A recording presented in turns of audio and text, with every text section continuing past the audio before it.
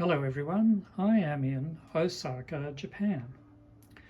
Right now I'm looking out the window of the micro apartment I'm renting for a whole month through Airbnb.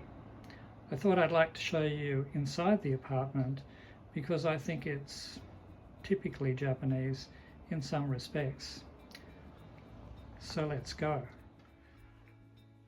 Here is the inside of the door to the outside, a sturdy metal door that feels a little bit like a cell door, not that I've experienced living in a jail cell before. But there's something important right at the doorway, and that is the space where you take off your outdoor shoes and leave them. You must leave them pointing towards the door, as I found out when I did it the wrong way and somebody corrected me very helpfully. Adjacent to the doorway is my wardrobe. There is some hanging space, but it's quite limited, and I'm using my suitcase to store most of my clothes. In fact, there are some hooks here that help me to stay organized. Moving around here, we can see the door to the bathroom. Let's have a look inside. The bathroom is very compact. In fact, it's really tight. Yet it still has a bathtub. Let's see it right there. I don't think it's big enough for bathing, but I think many Japanese people do use these little bathtubs. I just use the shower and often bump my elbows when I'm showering, which is not very nice. Anyway, here's the bedroom. There's a single bed, it's firm and comfortable, and the reading lamp is great at night. Also, there's a window right beside it. In fact, there are two windows in this apartment. I love that because I appreciate having light from the outside and also a breeze when there is one. Beside this window is a table and two chairs. I'm using one side for working. I'm doing some online work for a few hours most days while I'm here, and the other side is my dining table where I eat my meals. Behind the table is a kitchen. I often bring meals home from the supermarket to heat up in the microwave, but I'm also starting to cook, which is really possible. The hot plate works exceptionally well, and there are enough utensils to cook a meal. Well, I think that's the whole apartment. When I get back to Saigon, if I do go to my old apartment there, I'll feel like I'm in a huge space, even though it's only 54 square meters. But I feel comfortable here, and I can more than survive. When I get tired of things, it's easy to go outside, to walk, and to head for the mountain at the end of the main street, which I will show you shortly.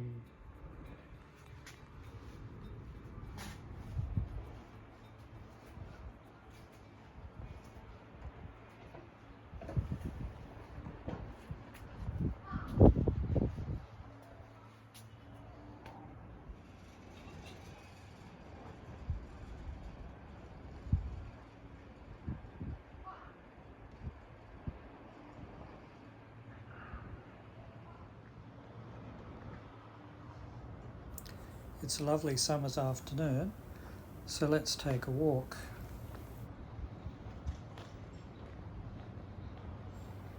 I like the barber's pole.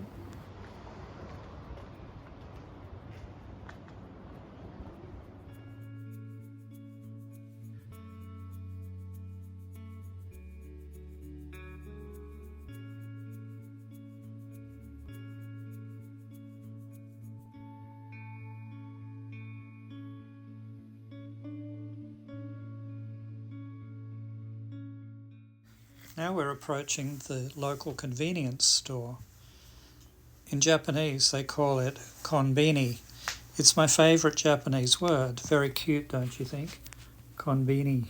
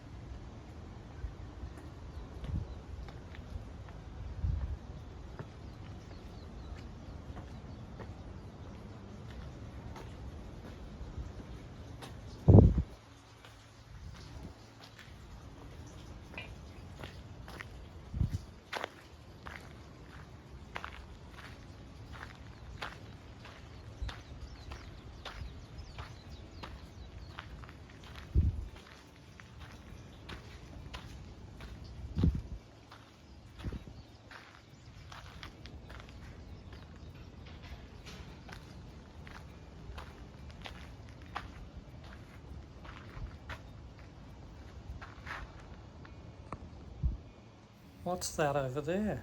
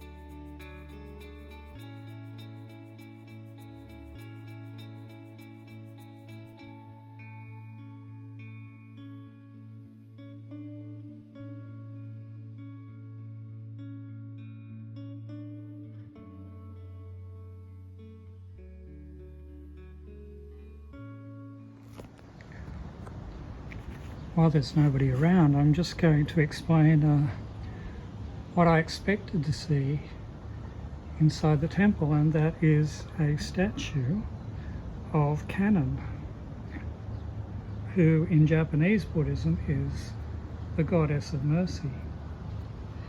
In Vietnam, she's known as Quan Am, and she has a different name in China, and they're all derived from an Indian god who somewhere along the way became a goddess, at least in China, Vietnam, and Japan, maybe other places as well. So the goddess of mercy is, as the name indicates, someone to whom you can go seeking compassion. And her job, and I think it's a really wonderful job, the best job in the business if you can actually do what you're supposed to be able to do, and that is to relieve the suffering of not only human beings but of all sentient beings, which of course accords with Buddhist doctrine really nicely, doesn't it? Yes, I just thought that this small statue will be of Kannon, which it is, the goddess of mercy.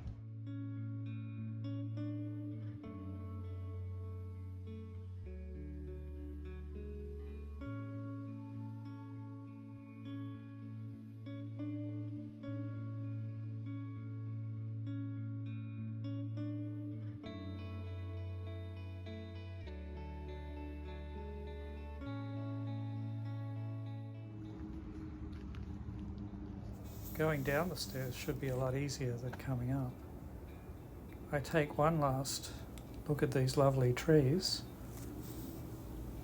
and then we'll be on our way.